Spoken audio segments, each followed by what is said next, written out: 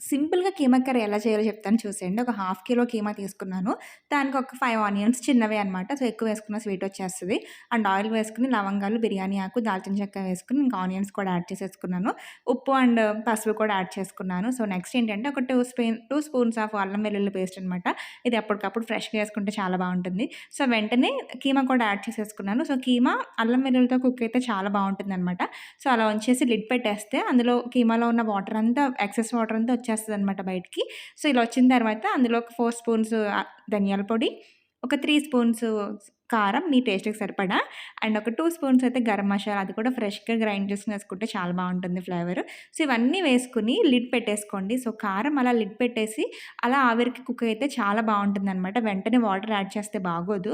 So, just ఒక 5 minutes అలా కారం వేయగానే లిడ్ పెట్టుకుంటే చాలా బావుంటుందనమాట. సో, నెక్స్ట్ అదంతా అయిపోయిన తర్వాత మనకి వాటర్ ఎంతవరకు కావాలో అంతవరకు యాడ్ చేసేసుకోండి. సో, కైమా కుక్ అవ్వాలి కదా! సో, అయిపోయిన తర్వాత ఇట్లా దగ్గరికొచ్చేస్తది.